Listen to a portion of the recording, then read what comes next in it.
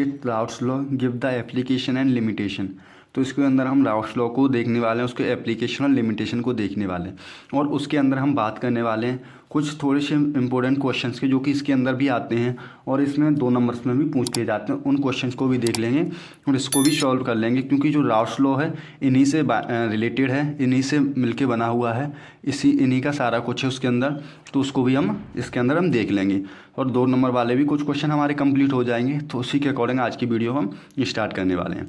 तो इसके अंदर हम सबसे पहले बाइनरी सॉल्यूशन को देखेंगे, देन हम देखेंगे आइडियल सॉल्यूशन को देखेंगे, फिर हम रियल और नॉन आइडियल सॉल्यूशन को देखेंगे, फिर देन हम राउट्स लॉ को देखेंगे, फिर देन हम उसके एप्लीकेशंस देखेंगे और देन हम उसकी लिमिटेशन देखेंगे आज की वीडियो में। ठीक है, आज की वीडियो में इतना ही होने वाला है, क्योंकि ये हमारा इंपॉर्टेंट क्वेश्चंस भी है और थर्ड सेमेस्टर का रिलेटिव जो भी है सब्जेक्ट में है, सिलेबस में आया हुआ है वो पार्ट है, और जो हमारे इंपॉर्टेंट क्वेश्चन भी इससे बने हुए हैं। तो आज हम इस वीडियो में इन्हीं सबको कवर करने वाले हैं। तो बिना देर किए हुए स्टार्ट करते हैं वीडियो को, और वीडियो को लाइक कर दें अगर पसंद आए तो, और चैनल को सब्सक्राइब कर दें, जिससे कि आपके पास और भी नई वीडियो आने लगेंगी।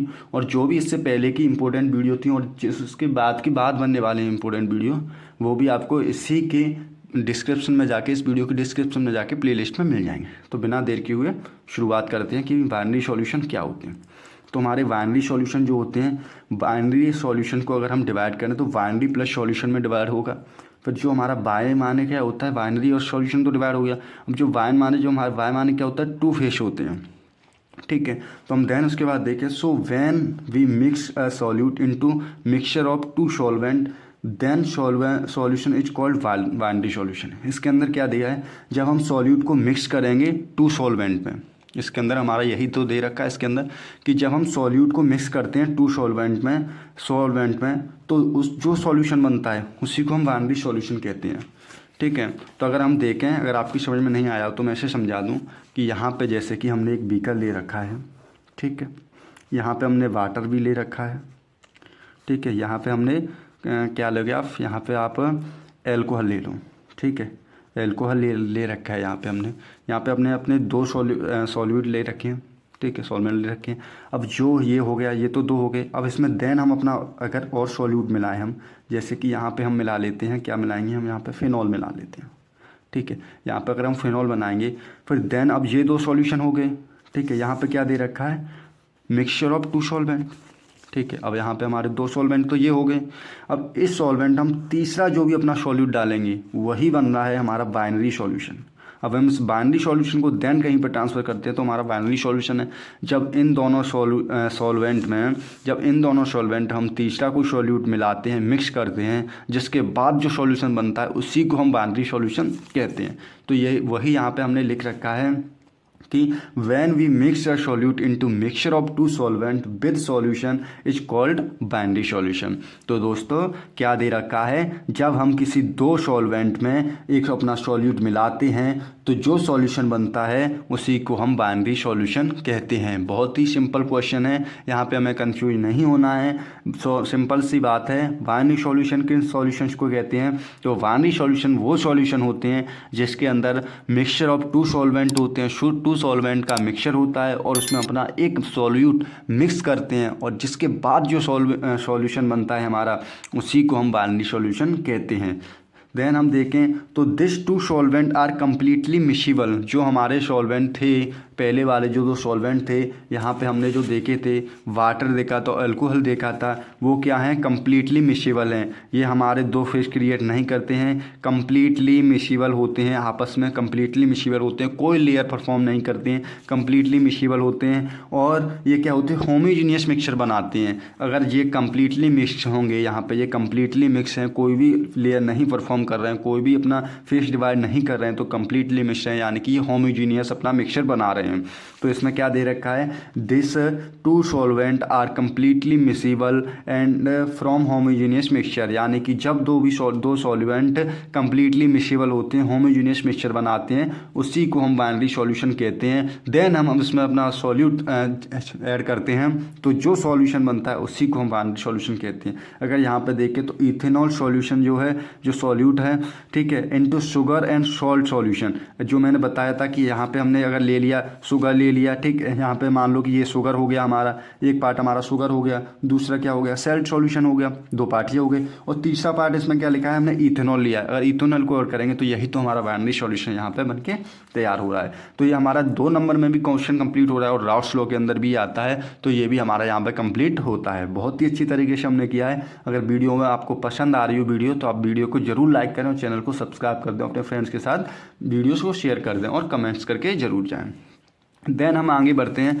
तो देन हमारा क्या आता है, आइडियल सॉल्यूशन आता है कि आइडियल सॉल्यूशन कौन से होते हैं। अब आइडियल सॉल्यूशन भी हमारा 2 नंबर के लिए बहुत ही इंपॉर्टेंट क्वेश्चन है, आपको छोड़ के नहीं जाना, पढ़ के जाना है। बाकी जो शॉर्ट क्वेश्चन की वीडियो आएगी आप उसमें इस क्वेश्चन को आप देख लेना। बाकी आपका 2 नंबर में भी कंप्लीट हो रहा है और आपका 7 मार्क्स में भी कंप्लीट हो रहा है, क्योंकि जो हमारा स्टेट्स ऑफ राउट्स लॉ है एप्लीकेशन वाला क्वेश्चन है, ये एक बार हमारा 10 नंबर में देखने को मिला है और 2-3 बार हमें 7-7 नंबर में ये देखने के लिए मिल चुका है। वैसे ये भी आ जाता है कभी कभी 2 नंबर में कि स्टेट राउट्स लॉ को बताइए, बट उसमें एप्लीकेशन लिमिटेशन नहीं पूछेगा।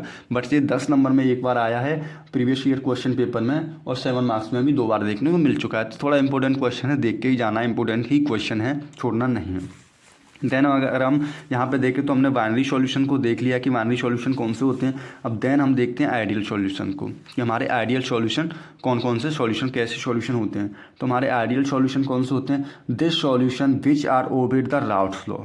इसमें क्या देखा है, जो सॉल्यूशन राउट्स लॉ को फॉलो करते हैं उसी को हम आइडियल सॉल्यूशन कहते हैं। बहुत ही सिंपल सा क्वेश्चन है, आइडियल सॉल्यूशन कौन से सॉल्यूशन होते हैं। आइडियल सॉल्यूशन वो सॉल्यूशन होते हैं जो कि राउट्स लॉ को फॉलो करते हैं, उन्हीं को हम आइडियल सॉल्यूशन कहते हैं। That's are called ideal solution. जो भी हमारे सॉल्यूशन राउट्स लॉ को फॉलो करते हैं उसी को हम आइडियल सॉल्यूशन कहते हैं। जैसे कि टोल्यूनि एंड बेंजीन, ये दोनों जो हमारे सॉल्यूशन होते हैं एग्जाम्पल में, तो जो हमारे राउट्स लॉ को फॉलो करते हैं उन्हीं को हम आइडियल सॉल्यूशन कहते हैं। अगर हम आगे देखें कि जो हमारे रियल एंड नॉन रियल, जो हमारे रियल एंड नॉन रियल और नॉन आइडियल सॉल्यूशन है वो कौन से सॉल्यूशन होते हैं। अगर हमने यहाँ पे आइडियल सॉल्यूशन की पहले बात कर ली, हम देखें कि नॉन आइडियल सॉल्यूशन कौन से होते हैं। तो this those solution which are not follow the Raoult's law. जो हमारे आइडियल सॉल्यूशन थे वो यहाँ पे क्या कर रहे थे, राउट्स लॉ को फॉलो कर रहे थे। बट जो हमारे नॉन आइडियल सॉल्यूशन है वो क्या कर रहे हैं, does not follow the Raoult's law, वो राउट्स लॉ को फॉलो नहीं कर रहे हैं। और जो सॉल्यूशन राउट्स लॉ को फॉलो नहीं करते हैं उन्हीं को हम क्या कहते हैं, रियल सॉल्यूशन या नॉन आइडियल सॉल्यूशन कहते हैं। बहुत ही सिंपल सा क्वेश्चन था, अच्छी तरीके से हमने समझ रख लिया है। अब हम शुरुआत से देखें तो हमारे बाइनरी सॉल्यूशन कौन से सॉल्यूशन होते हैं।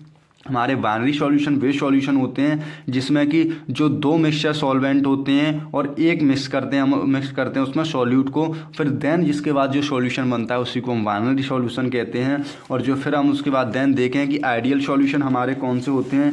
तो आइडियल सॉल्यूशंस को देखें तो आइडियल सॉल्यूशंस हमारे कौन से होते हैं, आइडियल सॉल्यूशन वे सॉल्यूशन होते हैं जो राउट्स लॉ को फॉलो करते हैं, उन्हीं को हम आइडियल सॉल्यूशन कहते हैं। फिर हम नॉन आइडियल सॉल्यूशंस को देखें कि हमारे नॉन आइडियल सॉल्यूशंस कौन से होते हैं। तो नॉन आइडियल सॉल्यूशंस हमारे वे सॉल्यूशंस होते हैं जो राउट्स लॉ को फॉलो नहीं करते हैं, उन्हीं को हम नॉन आइडियल सॉल्यूशन कहते हैं। अब हम देखते हैं अपने राउट्स लॉ को। अब हम आते हैं अपने मेन पॉइंट पे, हम इसके अंदर क्या पढ़ने वाले थे, राउट्स लॉ को। अब ये भी तो बात आएगी कि अगर आइडियल और नॉन आइडियल सॉल्यूशन पूछा गया मान लीजिए आपको, तो आपको ये भी तो आप तो लिख दोगे कि जो सॉल्यूशन फॉलो करते हैं राउट्स लॉ को उनको आइडियल सॉल्यूशन कहते हैं, जो नहीं करते हैं उनको नॉन आइडियल सॉल्यूशन कहते हैं। बट आप इसमें ये भी तो बताना पड़ेगा हमें कि राउट्स लॉ आखिर क्या होता है जो उसको फॉलो कर रहे हैं, वो भी तो हमें बताना पड़ेगा। तो अब उसी चीज़ को पढ़ते हैं कि राउट्स लॉ क्या होता है। तो शुरुआत करते हैं। This law is proposed by Raoult's and France chemist in 1886 में इन्होंने दिया था। ये किसके द्वारा प्रपोज हुआ है, राउट्स के द्वारा प्रपोज किया गया था, जो कि फ्रांस किस्मिस्ट थे, ठीक है। उन्होंने इसको प्रपोज किया था 1886 ईस्वी में, इन्होंने दिया था, सन में दिया था। फिर देन देखे तो it states that at constant temperature, ये क्या होता है, कांस्टेंट टेम्परेचर होते हैं। The vapour pressure is of a solution is directly proportional. इसमें क्या होता है, जो हमारा वेपर प्रेशर होता है वो सॉल्यूशंस के डायरेक्टली प्रोपोर्शनल होता है so to the mole fraction of solvent. इसमें क्या होता है, जो हमारे स्टेट्स होते हैं, जो हमारे कांस्टेंट टेम्परेचर होते हैं वो क्या होते हैं, वेपर प्रेशर के सॉल्यूशन के डायरेक्ट प्रोपोर्शनल होते हैं। तो ये मोल फ्रैक्शन ऑफ सॉल्वेंट होते हैं, इसी को हम क्या कहते हैं, राउट्स लॉ कहते हैं। अगर इसके फॉर्मूला की बात करें तो P प्रोपोर्शनल X, यानी कि P इक्वल टू P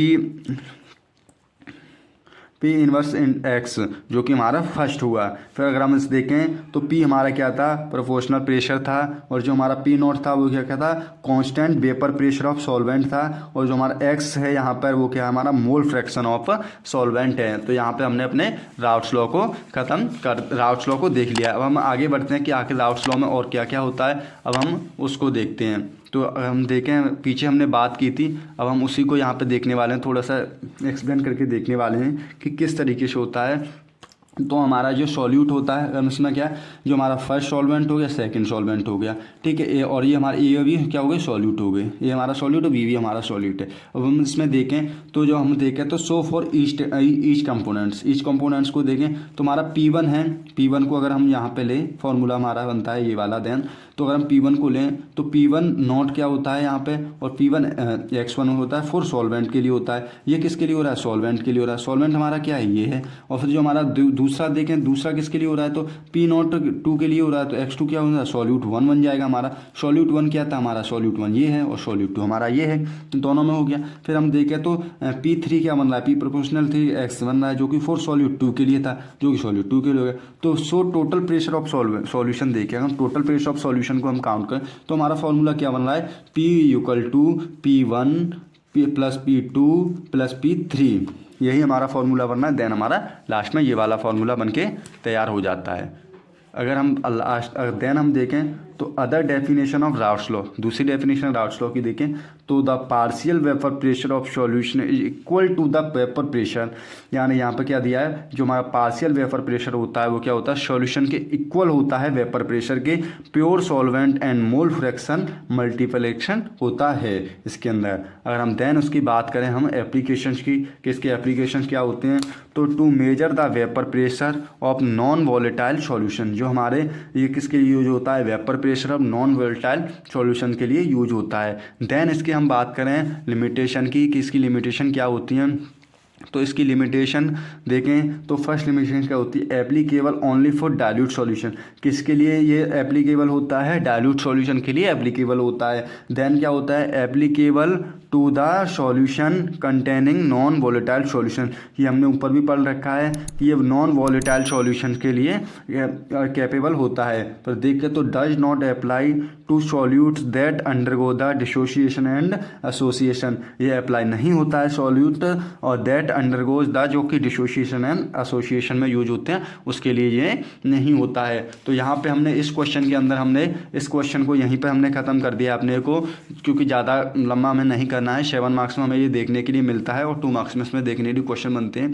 तो आज की वीडियो में, इस वीडियो में हमने क्या क्या पढ़ा, बाइनरी सॉल्यूशन पढ़े, जो कि हमने बहुत अच्छी तरीके से पढ़े। 2 सॉल्यूशन होते हैं, अगर हम उसमें तीसरा सॉल्यूट मिलाते हैं, मिक्स करते हैं, और जो उसके बाद जो सॉल्यूशन बनता है उसी को हम बाइनरी सॉल्यूशन कहते हैं। फिर देन हमने क्या देखा, आइडियल सॉल्यूशन देखे। तो हमारे आइडियल सॉल्यूशन कौन से होते हैं, जो राउट्स लॉ को फॉलो करते हैं उन्हें हम आइडियल सॉल्यूशन कहते हैं, और जो नॉन आइडियल सॉल्यूशन होते हैं वो कौन से होते हैं, जो राउट्स लॉ को फॉलो नहीं करते हैं उनको नॉन आइडियल सॉल्यूशन कहते हैं। और जो राउट्स लॉ था वो किसने दिया था, ए फ्रेंच ने, किसने दिया था, 1886 में दिया था, ठीक है। और इसके अंदर क्या होता है, ये कि कांस्टेंट टेम्परेचर होते हैं वेपर प्रेशर के, और जो डायरेक्टली प्रोपोर्शनल होते हैं मोल फ्रैक्शन के, ठीक है। इसका फॉर्मूला क्या था वो हमने देख ही लिया है। फिर देन हम आगे बढ़े तो इसको हमने फॉर्मूला हमने बना लिया था आगे बढ़ के, P equal to P1 plus P2 plus P3 बना लिया था। और अदर इसकी डेफिनेशन क्या दी थी हमने, vapour pressure of solution is equal to the vapour pressure pure solvent of mole fraction दिया था। एप्लीकेशन क्या दिया थे,